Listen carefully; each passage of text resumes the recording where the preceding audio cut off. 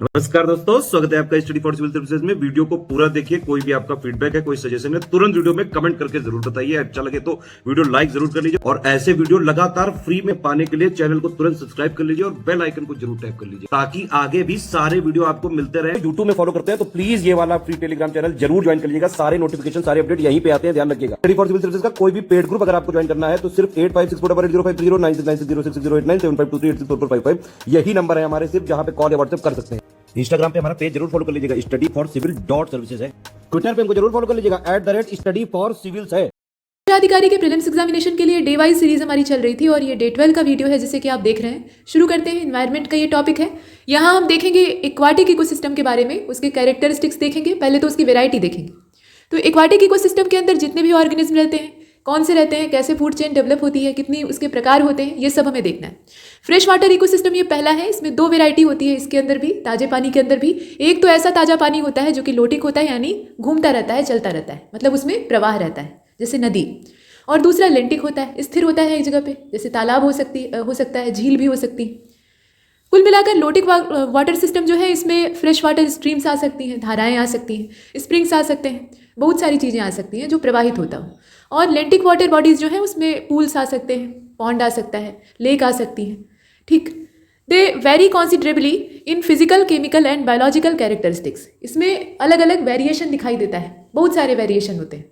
और ये वेरिएशन किस आधार पे होते हैं? तो फिजिकल बेसिस भी हो सकता है, केमिकल और बायोलॉजिकल भी हो सकता है, कोई भी कारण हो सकता है। तो ये तो हमने देखा फ्रेश वाटर के इकोसिस्टम के बारे में, जो कि एक्वाटिक इकोसिस्टम का पहला प्रकार था। दूसरा प्रकार होता है जो कि सबसे बड़ा है। देखिए, फ्रेश वाटर वाला जो इकोसिस्टम है ना, वो तो छोटा है, इसका दायरा सीमित है।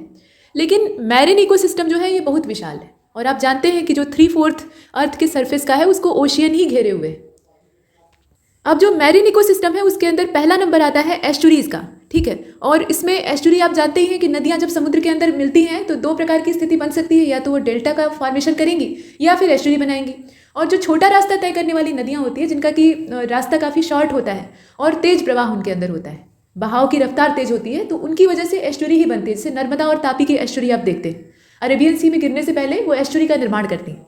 और जितनी भी ईस्टर्न घाट से होकर बंगाल की खाड़ी में गिरने वाली नदियां होती हैं वो अक्सर डेल्टा बनाती हैं। तो ये चीज़ें हैं। तो एस्चुरी जहाँ बनती है वो स्थान कौन सा होता है? जैसे कोस्टल बेस या फिर रिवर का जो माउथ होता है, रिवर का मुहाना, वहाँ पे टाइडल मार्शेस में भी एस्चुरी बन सकती है, वहाँ भी इनकी अवस्थिति हो सकती है। In estuaries fresh water from river meet ocean water. और इससे होता क्या है कि दो अलग अलग प्रकार की जो वेराइटी है पानी की जब मिक्स होती है तो एक नया ही इकोसिस्टम, नई ही कंडीशन वहाँ जनरेट हो जाती है। ठीक, estuaries are highly productive as compared to adjacent river और सी। इनमें जो प्रोडक्टिविटी है वो सी और रिवर दोनों की तुलना में ज़्यादा होती है। समुद्र जितनी उत्पादकता रखता है उससे कहीं ज़्यादा एस्चुरी के अंदर होती है, और नदियों से भी कहीं ज़्यादा ये प्रोडक्टिव होती हैं। तो कई बार ऐसा होता है कि समुद्र के अंदर जो स्पीशीज़ नहीं पाई जा रही हैं वो एस्चुरी में दिखाई देती हैं। और कभी कभी ऐसा भी होता है कि ऐसी स्पीशीज़ जो कि दोनों ही जगह नहीं दिखाई देती वो एस्चुरी में आके रहने लगती। इसके बाद नंबर आता है बायोस्फीयर का।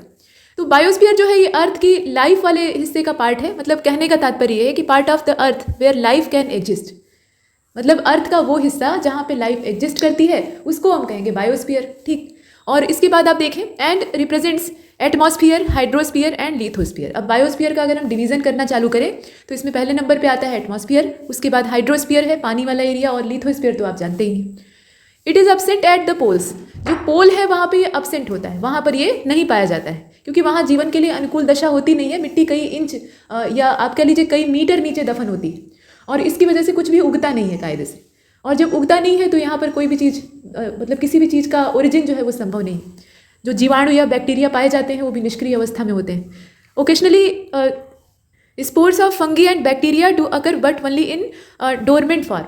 अब यहाँ जो पाए भी जाते हैं वही आपको बताया ना कि फंगी और बैक्टीरिया, तो वो भी डोरमेंट फॉर्म में ही पाए जाते हैं, निष्क्रिय होते हैं ठंडी की वजह से। इसके बाद आता है ग्रासलैंड का इकोसिस्टम। तो ग्रासलैंड का इकोसिस्टम अपने ही तरह का होता है। यहाँ पर अगर इसका अमाउंट देखें, मतलब कवरेज देखें, तो 10 to 25% जो अर्थ के सरफेस का है उसको ग्रासलैंड का इकोसिस्टम कवर करता है। ग्रासलैंड वो एरिया होते हैं जहाँ पे फॉरेस्ट जितनी वर्षा नहीं प्राप्त होती है, मतलब जो एनुअल रेनफॉल है उसका अमाउंट थोड़ा सा कम होता है, लेकिन डेजर्ट जितना भी कम नहीं होता है। ये बीच वाला होता है, ट्रांजिशन स्टेट होती है। और ऐसा माना जाता है कि ज़्यादातर ग्रासलैंड, हालांकि कुछ तो जियोग्राफिकल लोकेशन की वजह से होते हैं, कुछ जो है वो मानव निर्मित भी हो जाते हैं। मतलब इंसान जो है वो पेड़ काट देगा, पेड़ काटा तो उसके बाद फिर वहाँ पे नए पेड़ उग नहीं पाए तो घास जमेगी, घास जमेगी तो वो ग्रासलैंड बन जाएगा। समय के साथ जब घास भी वहाँ से उजड़ने लगेगी तो वहाँ पर डेजर्ट आ जाएगा, डिजर्टिफिकेशन स्टार्ट हो जाएगा। तो ये चिंताजनक होता है।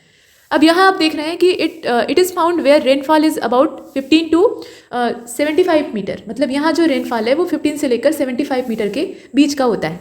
ये एनुअल है, not enough to support a forest. और अब जानते हैं कि ये इनफ नहीं है, मतलब इतने से लंबे लंबे वृक्ष नहीं उग सकते हैं। तो इसीलिए यहाँ पर जो ये भी कहा गया है कि but more than that of true desert, मतलब जो ट्रू डेजर्ट है उससे थोड़ा सा ये ज़्यादा है।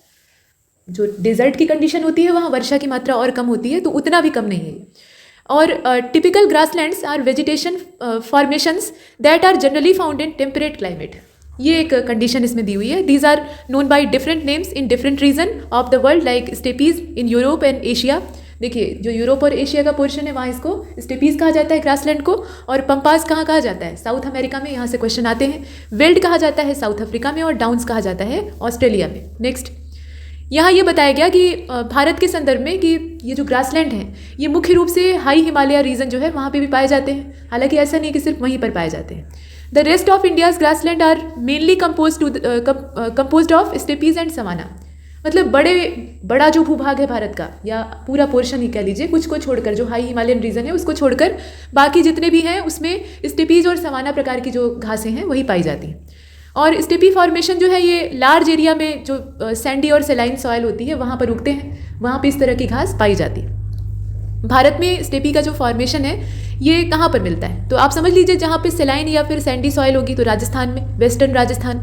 यहाँ पे जो क्लाइमेट है वो कैसा है? सेमी एरिड है। ड्राई सीजन जो है वो 10 से 11 महीने रहता है। तो ऐसी स्थिति स्टेपी ग्रासलैंड जो है उनके लिए पर्याप्त होती है। और एवरेज जो एनुअल रेनफॉल है वो भी 20 सेंटीमीटर 25 सेंटीमीटर से कम ही रहता है आमतौर पे। अब कुछ अलग परिस्थिति पैदा हो जाए तो अलग बात है। दे occupy large area of Sandy and saline soil. यहाँ पे जो सॉइल है वो कैसी है? सैंडी है, बलुई है, और सेलाइन है, नमकीन है। The soil here is always exposed, sometime Rocky but often Sandy with fixed और मोबाइल सैंड ड्यून्स। यहाँ जो सैंड ड्यून्स बनते हैं वो स्थिर नहीं होते हैं, कहीं कहीं स्थिर भी होते हैं, लेकिन ज़्यादातर वो चलायमान होते हैं। वो हवा के माध्यम से चलते हैं। मतलब विंड फ्लो कर रही है तो उसके साथ वो बहते चलेंगे, और एक जगह से रेत हटकर दूसरी जगह इकट्ठा हो जाती है। ऐसे टीलों का निर्माण होता है। तो ये बनते बिगड़ते रहते हैं। Forest is found only during the brief, यहाँ आप देख रहे हैं, brief wet season. The layer of grass is sparse and mainly consist of annual grass species. और क्या खास बात है? A major difference between savanna and steppes is that savanna forest is largely from grasses that not only grow during the wet season but also from the small amount of regrowth in dry season. इसमें थोड़ी amount में, ऐसा नहीं कि बहुत बेहिसाब ये पैदा हो जाते हैं, लेकिन जो ड्राई सीजन है उस समय भी हल्की सी रीग्रोथ इसमें दिखाई देती है। तो आप इसका मतलब समझ रहे हैं कि जब वेट सीजन था तब तो ये हरे भरे थे, जो ड्राई सीजन है उस समय भी इसमें रीग्रोथ हो रही है। इसका मतलब है कि हरियाली बनी रहती है, जो घासों की मात्रा है वो कम हो जाए भले ही, लेकिन नष्ट नहीं होती।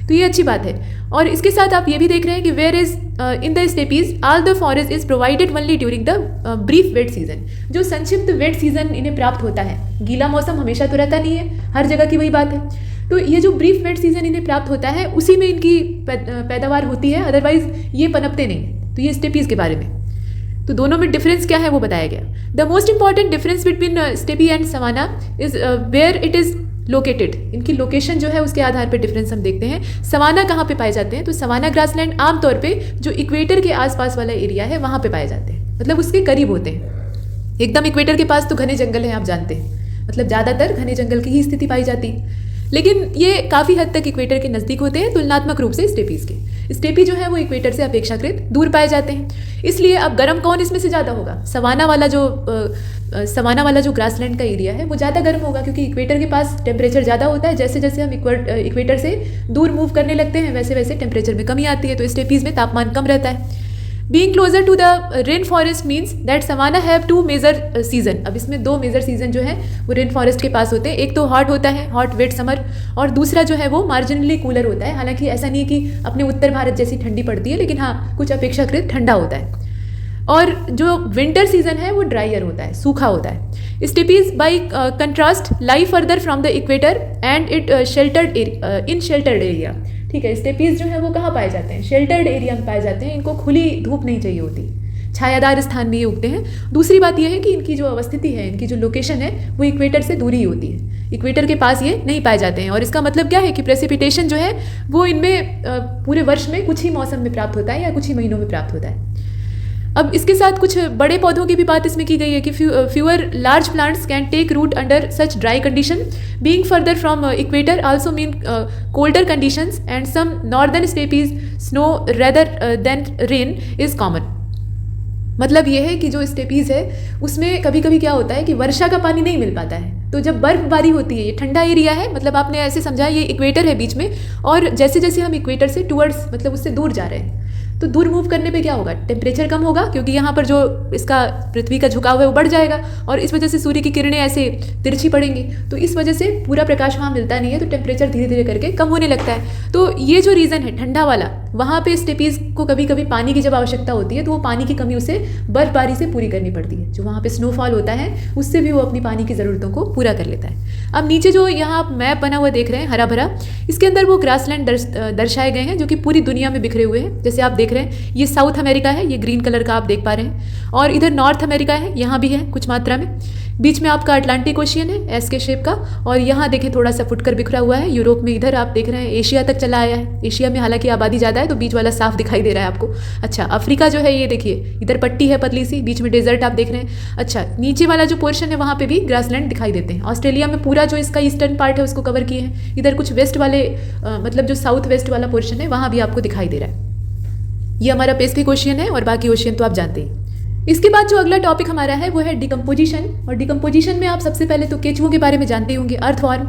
इन्हें किसानों का मित्र कहा जाता है। तो वजह क्या है कि ये जो कार्बनिक पदार्थ होते हैं, मतलब उसमें भी कॉम्प्लेक्स ऑर्गेनिक मैटर होता है, उसको सॉइल में डिजॉल्व करने का काम करते हैं। मतलब उसका पहले तो उसे तोड़ते हैं छोटे छोटे पार्टिकल में, छोटे छोटे मॉलिक्यूल्स में, और उसके बाद पूरी ज़मीन जो मिट्टी होती है उसको एक तरह से गुड़ाई कर देते हैं, उसको भुरभुरा बना देते हैं। तो इससे जो जटिल कार्बनिक सामग्री होती है वो कुछ इनऑर्गेनिक मैटर में कन्वर्ट हो जाती है, और उसमें जितने भी पदार्थ हैं वो पौधों को पोषण देने का काम करते हैं। तो ये पौधों तक पोषण को पहुंचाने में मददगार होते हैं और इसीलिए इन्हें किसानों का मित्र कहा जाता है। तो ये केचुए के बारे में थोड़ी सी जानकारी है। अच्छा, कुल मिलाकर बात यह है कि जो डिकम्पोजर्स होते हैं उसमें अपरद पर सब कुछ आधारित होता है, यानी जो वेस्ट मटेरियल होता है, सेडियामेंट होते हैं, उन पर ये पूरी तरह से आधारित होते हैं। यहाँ वहीं से बात शुरू की जाती है। कहा जा रहा है कि similarly decomposers break down complex organic matter, तुलना की गई है अर्थवर्म से, complex organic matter into inorganic substances like carbon dioxide, water, nutrients and process is called decomposition. इस तरह का जो प्रोसेस है जिसमें कि डिकम्पोज किया जाता है, यानी जो कॉम्प्लेक्स नेचर है उसको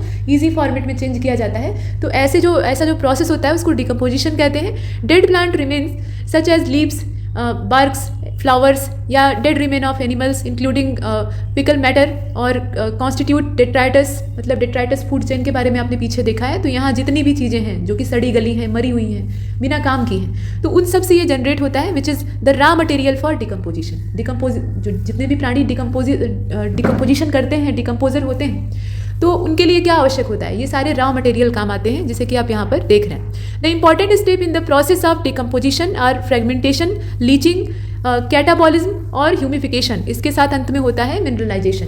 तो ये सारा प्रोसेस हो जाता है और इसके बाद जो जटिल अणु थे वो सरल अणुओं में टूटकर फिर से वापस अपनी जगह पे स्थिर हो जाते हैं। इसके बाद यहाँ डेट्रीवोरस को देख लीजिए, जैसे कि अर्थवर्म है और इस तरह के छोटे जीव भी होते हैं। तो break down detritus into smaller particle, ये क्या करते हैं, जो डेट्राइटस है उसको स्मॉलर पार्टिकल्स में कन्वर्ट करते हैं, और ये जो प्रोसेस है इसको कहते हैं fragmentation. By the process of leaching water soluble inorganic nutrients, जो वाटर सॉल्युबल इनऑर्गेनिक न्यूट्रिएंट्स हैं जो कि पानी में आराम से घुल जाते हैं, वो सॉइल होरिजन में चले जाते हैं और get precipitated as unavailable salts. ठीक है, तो यहाँ जो स्थिति है ना उसमें आप समझ रहे हैं कि जो डेट्राइटस फूड चेन होती है उसके अंदर फंगी और बैक्टीरिया ये मेन अपना रोल प्ले करते हैं। इसके अलावा अर्थवर्म को आपने पीछे देखा था, तो इनके सहारे यही काम किया जाता है, डिकम्पोजिंग का काम किया जाता है, और जितने भी सरल कार्बनिक पदार्थ होते हैं, इनऑर्गेनिक मैटर होता है, उसमें ये जटिल अणुओं को तोड़ देते हैं, और इससे होता यह है कि प्रकृति की सफाई हो जाती है, इन्हें पोषण प्राप्त हो जाता है। तो ये सारा काम चलता है। अब आगे चलते हैं, जरा सा इसे फिगर के जरिए समझ लेते हैं। ये फिगर आप ड्रॉ किया हुआ देख रहे हैं, इसमें एक ट्री बना हुआ है और ये सॉइल में बढ़ रहा है, अपना पूरा पोषण ले रहा है। इसकी जो सूखी पत्तियां हैं वो ज़मीन पर गिर रही हैं, और ये ग्राउंड पे इकट्ठी हो रही हैं और सड़ गल रही हैं। उसके बाद यहाँ से जो डेट्राइटस फूड चेन है वो स्टार्ट हो जाती है। इसके अलावा यहाँ आप देख रहे हैं कि leaves partially consume by decomposer such as fungi and bacteria, they begin to lose form and become litter. अब इसके बाद जो अर्थवॉर्म है वो क्या करता है, यहाँ आप अर्थवॉर्म को देख रहे हैं। तो further decomposition by earthworms, bacteria, इसके अलावा soil mites, fungi etcetera, decomposition का प्रोसेस स्टार्ट हो चुका है। इसके साथ यहाँ देखिए जो ऑर्गेनिक रिच सॉयल है वो तैयार हुई केचुए के माध्यम से। इसमें और भी जीव भूमिका निभाते हैं, स्पेशली बैक्टीरिया और फंगी। अब होता क्या है, यहाँ आप देख रहे हैं जो सूखी पत्ती है उसके साथ क्या प्रोसेस हो रहा है। Some are eaten by insect. जब पत्तियाँ जमीन पर गिरती हैं तो ऐसा नहीं कि सारी पत्तियाँ सड़ती हैं, उसमें से कुछ जो है वो इंसेक्ट खा लेते हैं।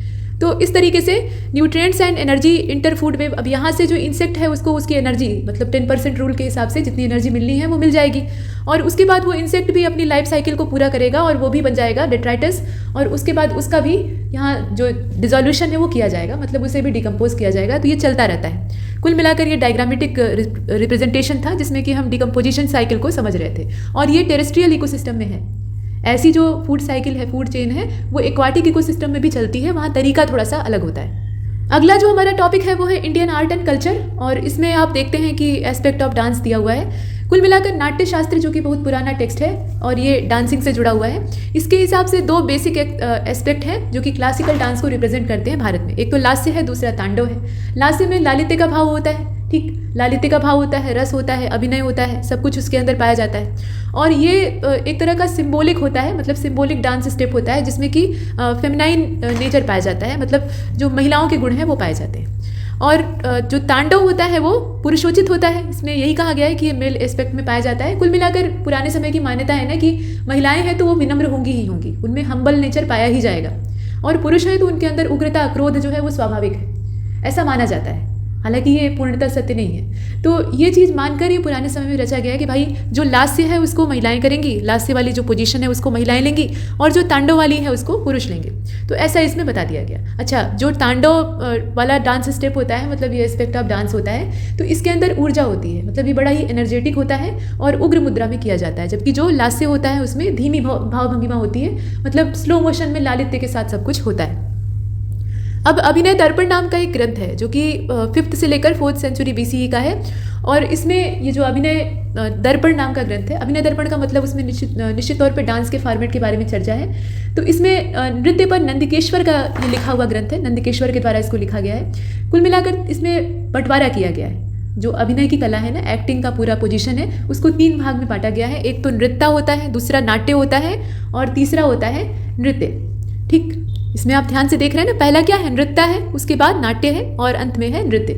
तो नृत्य क्या है, इसका पूरा अगर हम रेफरेंस लेते हैं तो इसमें एक लयबद्ध तरीके से नृत्य को प्रस्तुत किया जाता है, और इसमें कुल मिलाकर जो हाव भाव होते हैं वो इम्पॉर्टेंट होते हैं, और प्रस्तुति जो है उसमें काफ़ी बड़ी कहानी को, एक बड़ी सी स्टोरी को उठाते हैं और उसी के आधार पे इसे पेश करते हैं। और इसके बाद जो आप देख रहे हैं नाट्य, ये ड्रामेटिक रिप्रेजेंटेशन होती है, इसमें पूरी तरह से ड्रामा होता है, और ड्रामा को हम लोग जब म्यूजिक के अंदर पिरो देते हैं तो एक नया सौंदर्य सामने आता है। और इसमें रिदम हो भी या नहीं भी हो आवश्यक नहीं होता है, ये रिदमिक हो भी सकता है, नहीं भी हो सकता है।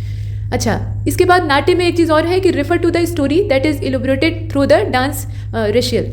मतलब यहाँ पे होता ये है कि पहले तो एक व्यक्ति जो होता है वो स्टोरी को इलेबोरेट करता है, ठीक, और वो जो इलेबोरेशन है उसी के आधार पे एक्टिंग की जाती है, और ये एक्टिंग जो जनता है वो देखती है। इसके बाद नृत्य है, तो नृत्य में क्या है, इसमें सेंटिमेंट्स होते हैं, इमोशन होते हैं, लोगों को डांस से जोड़ने के लिए उनका इस्तेमाल किया जाता है। Include the meme and different method of expression including मुद्रा इन द डांस। इसमें क्या है, मुद्राओं का इस्तेमाल किया जाता है, हाव भाव का इस्तेमाल किया जाता है, कई बार मिमिक्री भी की जाती है। नेक्स्ट, हिंदी में आपने पढ़ा होगा कि 9 रस होते हैं, वही 9 रस यहाँ दिए हुए हैं। इनको इमोशन से आप जोड़कर देख सकते हैं। रस का तात्पर्य मन के भाव से ही होता है। तो पहला है श्रृंगार, ये लव के लिए होता है, उसमें भी एक वियोग श्रृंगार होता है, एक संयोग होता है, तो एक में जुड़ाव होता है, एक में बिछड़ाव होता है। दूसरा रौद्र होता है, जिसका कि स्थायी भाव होता है, या उसकी जो मेन इमोशन होती है, मेन बेस होता है उसका, वो एंगर होता है, क्रोध होता है। इसके बाद बीभत्स है, डिस्गस्ट इसका मूल भाव होता है, मतलब घृणा की भावना। वीर रस का हीरोइज्म होता है, उत्साह होता है, उसके अंदर उत्साह की मात्रा ज़्यादा होती है, एनर्जी होती है। शांत का ट्रैंक्विलिटी और पीस से आधार होता है, मतलब ये रस जो है ये पूरी तरह से शांति से जुड़ा हुआ है। हास्य या लाफ्टर, इसका कॉमेडी से जुड़ाव होता है, मतलब इसमें हास्य ही मूल रस होता है। करुण जो है ये ट्रेजेडी से जुड़ा हुआ था। इसके बाद ट्रेजेडी मतलब यहाँ कोई बुरी घटना से तात्पर्य है, करुणा का मतलब क्या, दुख से तात्पर्य होता है, तो ये दुख से जुड़ा हुआ रस। इसके बाद भयानक जो है ये हॉरर फिल्म की तरह से होता है, मतलब जहाँ भी इसे व्यक्त किया जाता है भय का माहौल पैदा हो जाता है। अंत में है अद्भुत, जो कि वंडर, अजूबों से जुड़ा रहता है। तो ये कुल मिलाकर 9 रस है। अब इसके बाद यहाँ इंडियन क्लासिकल डांस के जो फॉर्म्स हैं उनको देख लेते हैं। और प्रेजेंटली एज पर Sangeet Natak Akademi there exist 8 classical dance form in India which include Bharatanatyam, Kuchipudi, Kathakali, Mohiniyattam, Odissi, Manipuri, Kathak और सत्रिया। तो अब इनके बारे में देख लीजिए, ये जो क्लासिकल डांस है इनका कौन सा स्टेट है, कहाँ कहाँ ये प्रस्तुत किए जाते हैं, और इनके बारे में कुछ इंपॉर्टेंट फैक्ट जो कि आपको परीक्षा में बहुत काम आने वाले हैं। तो पहला है आपका भरतनाट्यम, और ये जो डांस का फॉर्मेट है ये तमिलनाडु का है, मूल रूप से ओल्डेस्ट है, जितने भी क्लासिकल डांस फॉर्म है उसमें सबसे पुराना है। इसमें होता क्या है, मंदिरों में पहले इसको किया जाता था, जो देवदासियाँ होती थी वो देवता की स्तुति में इसको करती थी। बाद में देवदासी प्रथा काफ़ी बुरी हो जाती है, उसमें वासना का समावेश हो जाता है और जो प्रॉस्टिट्यूट्स हैं वो उसी में घुसने लगती है। तो इस तरह की जब वेश्यावृत्ति जैसी स्थिति चालू होती है तो इस पर लगाम लगाने की नौबत आती है, फिर सुधार किया जाता है, फिर ये बंद भी होती है। लेकिन एक समय में ये पवित्र परंपरा थी, लोग अपनी बच्चियों को, छोटी छोटी बच्चियों को मंदिर को समर्पित कर देते थे और मंदिर में वो रहकर देवता की स्तुति करती थी और मंदिर की सेवा करती थी। उनका पूरा जीवन एक सन्यासिनी की तरह से होता था। तो ये चीज़ है। फिलहाल ये देवदासियों के द्वारा भरतनाट्यम किया जाता था, सबसे पुराना है इसलिए सबसे ज़्यादा महत्वपूर्ण है। वैसे ये तमिलनाडु के मंदिरों में प्रचलित था, बाद में वहाँ से हट जाता है और बहुत सारे स्थानों पर आ जाता है। भरतनाट्यम को तंजौर नाट्यम भी कहा जाता है, इसका जो अनदर नेम है वो आपको पता होना चाहिए। इसके बाद अगला है कुचिपुड़ी। कुचिपुड़ी आंध्र का है मेनली, और इसमें एक विलेज का नाम आता है जो कि है कुसेलवापुरी, जिसे कि कुचेलापुरम बाद में कहा गया, मतलब दोनों नाम एक ही जगह के हैं। वहाँ के रहने वाले वासिंदे कहलाते हैं कुसेलवा, और उनकी पूरी टोली होती है, ग्रुप होता है जो कि गांव-गांव जाकर अपना प्रेजेंटेशन देता था। अभी क्या है कि ये मंच कला हो गई है, तो कुचिपुड़ी को एक डांस फॉर्मेट के तौर पे स्थिर कर दिया गया है, लेकिन इसको करने वाले लोग क्या कहलाते हैं, कुसेलवा कहलाते हैं। ये आंध्र का है। इसके बाद है कथकली जो कि केरल का है, ये केरल के मंदिरों में होता था, और इसमें डांस ड्रामा जो है एक तो रामाट्टम के नाम से होता है, दूसरा कृष्णाट्टम के नाम से होता है। नाम से आप समझ रहे हैं कि इसमें किसको आधार बनाया गया होगा, ठीक, दोनों में। और ये पूरी तरह से जो उस समय के जमींदार होते थे, पुजारी होते थे, उन्हीं के संरक्षण में पनपा है। राजा महाराजा भी इसको सपोर्ट दिया करते थे, और इसमें रामायण और महाभारत की कहानियों को मूल रूप से आधार बनाया जाता था। और इसमें जितनी भी एक्टिंग होती थी, जितना भी ड्रामा में रोल प्ले करना होता था, वो सब मेल एक्टर ही करते थे, उसमें किसी भी फीमेल को जगह नहीं दी जाती थी। इसके बाद है मोहिनीअट्टम, ये केरल का है। और आप जानते हैं कि जब सागर मंथन हुआ था, रत्नाकर यानी हिंद महासागर को मथा गया था, तो उसमें से निकलता है अमृत, और वही मेन पर्पस भी था। समुद्र को मथने का सबसे बड़ा उद्देश्य वही था कि अमृत मिल जाए ताकि देवता मजबूत हो जाए। लेकिन दानव भी साथ में सपोर्ट कर रहे थे, तो वो चाहते थे कि भाई इसमें जो अमृत है वो हमें प्राप्त होना चाहिए, देवताओं को नहीं मिलना चाहिए। तो जैसे ही कलश बाहर आता है और धन्वंतरी उसको हाथ में लेकर दिखाई पड़ जाते हैं, दानव उनको मार के पहले कलश छीन लेते हैं, मतलब उन्हें धक्का देकर उनके हाथ से वो घड़ा ले लेते हैं। अब देवता जो है वो परेशान हो जाते हैं, करें तो क्या करें। तो वो भगवान विष्णु के पास जाते हैं जो कि वहीं पर विराजमान रहते हैं, तो उनसे कहते हैं कि मदद करिए। तो भगवान विष्णु अपना एक अवतार धारण करते हैं जो कि एक बहुत सुंदर स्त्री का था, जिसे मोहिनी कहा गया। और वो मोहिनी जो है वो राक्षसों को लुभाकर, बेवकूफ़ बनाकर जो अमृत है वो देवताओं को सुपुर्द कर देती है। इस तरीके से होता है। तो वो मोहिनी का जो नृत्य था समुद्र के किनारे, उसी को दर्शाने के लिए मोहिनीअट्टम होता है। और इसके बारे में खास बात क्या है कि ये त्रावणकोर स्टेट जो थी वहाँ के राजाओं के द्वारा इसको काफ़ी पसंद किया जाता था और काफ़ी प्रोटेक्शन भी दिया गया। इसके बाद नंबर आता है ओडिसी का। ये ओडिशा का है, जैसा कि नाम से क्लियर है, और उदयगिरी और खंडगिरी की जो पहाड़ियाँ हैं, गुफाएं हैं, वहाँ पे इसका खुदा हुआ जिक्र, इंस्क्रिप्शन वगैरह प्राप्त होता है। और ओडिसी डांस का जो फॉर्मेट है इसको ओडरा नृत्य भी कहा जाता है, ठीक, इसका एक और नाम है ओडरा नृत्य। और जैन राजा खारवेल भी इसे संरक्षण दिया करता था। तो ये कुछ खास बातें इसके बारे में दिखाई देती हैं। कथक आप जानते ही हैं कि यूपी का है।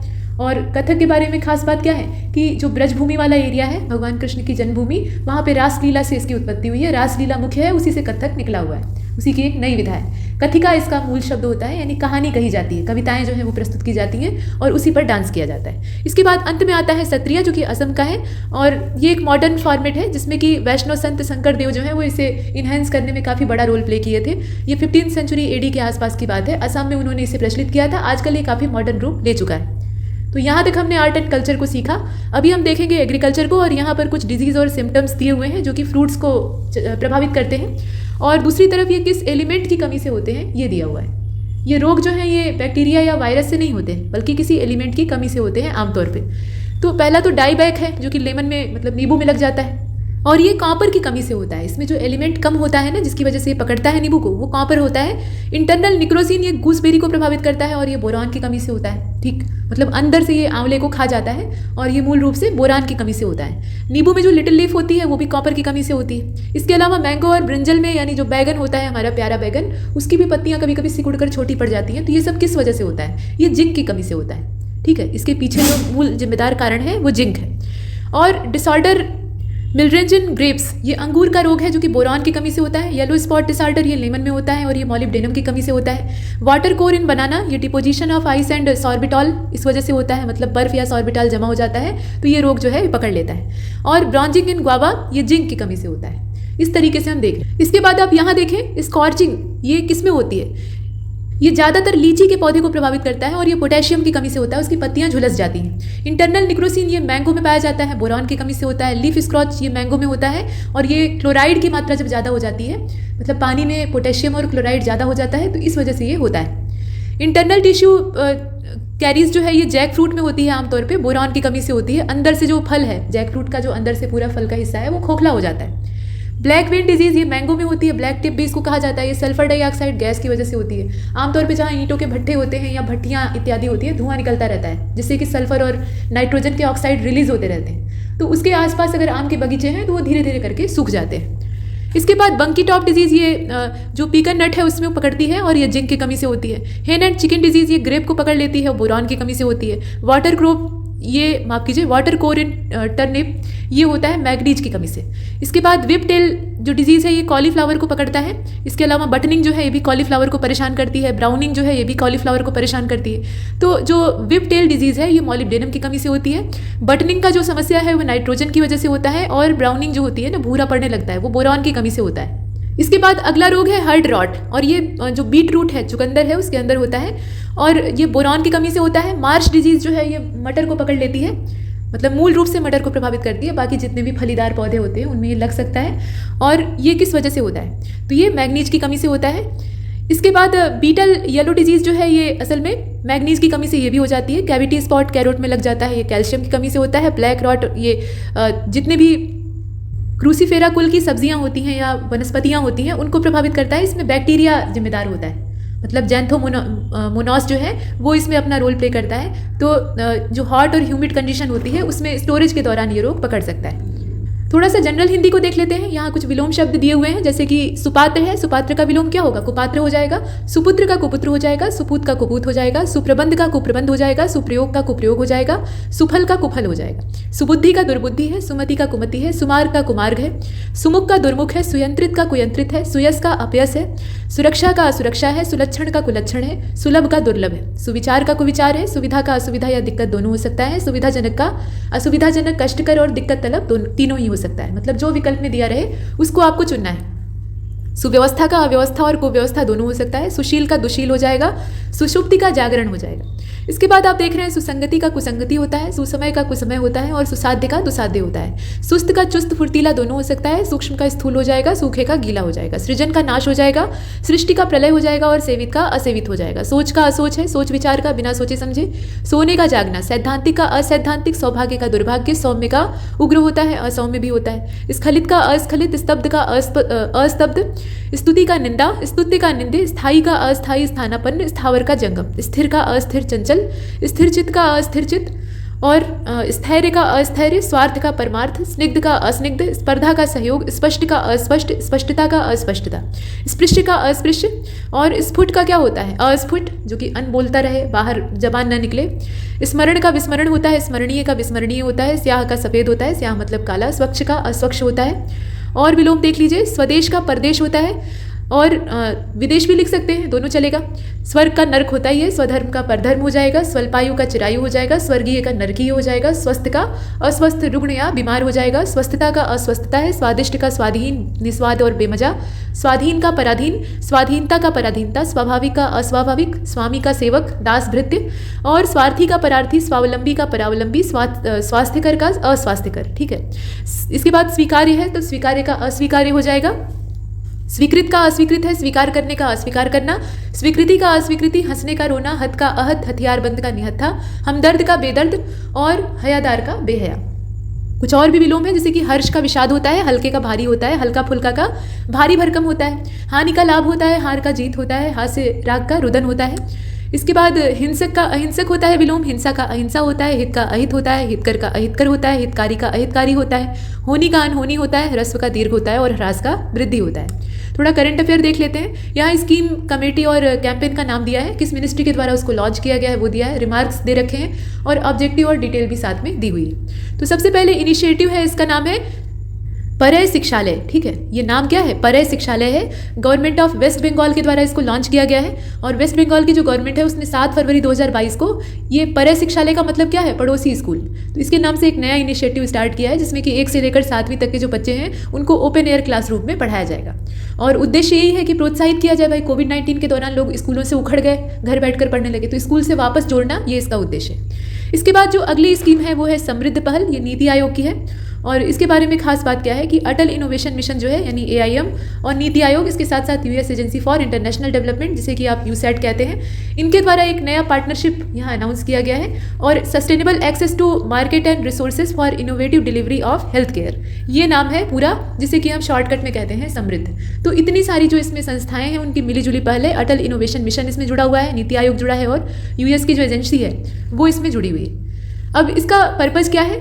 तो पहले तो नीचे देख लीजिए, which will improve access to affordable and quality health care of vulnerable population in Tier 2 and Tier 3 cities. साथ में जो रूरल और ट्राइबल रीजन है उनको भी ये कवर करेगा। अच्छा, कुछ और खास बातें इसके बारे में है।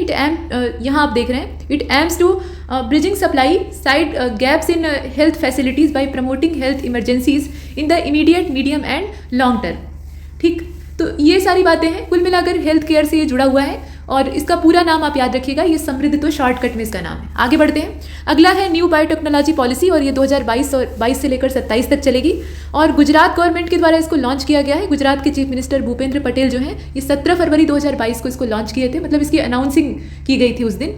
और ये पॉलिसी जो है ये लंबी है, मतलब 2022 से इसको स्टार्ट करके 2027 तक लगातार चलाया जाएगा। प्रधानमंत्री किसान संपदा योजना PMKSY और ये ministry of food and food processing industries के द्वारा स्टार्ट की गई है। स्कीम का जो यहाँ आप देख रहे हैं एक्सटेंशन किया गया है, मतलब ये पहले से चल रही थी, इसको बढ़ाकर 2026 मार्च तक कर दिया गया है और with an allocation of rate 4,600 crore in February 2022। इसमें और भी ज़्यादा इन्वेस्टमेंट किया गया है 4,600 करोड़ का और इसमें इन्वेस्ट करके इसको बढ़ा दिया गया है और ये स्कीम पूरी तरह से एडमिनिस्ट्रेट की जाती है ministry of food processing industry के द्वारा।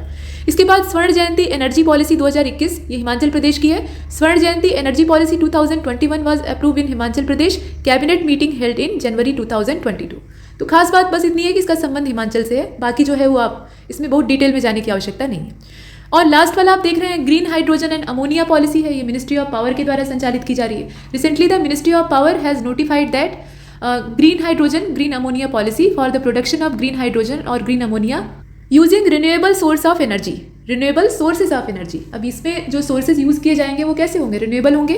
The production target has also been raised 5 times from 10 lakh ton announced in October 2021 to 5 million tons। ठीक है, इसको 2030 तक 5 million ton इन्हेंस कर दिया गया है, मतलब इसमें वृद्धि कर दी गई, जो टारगेट है उसको बढ़ा दिया गया है।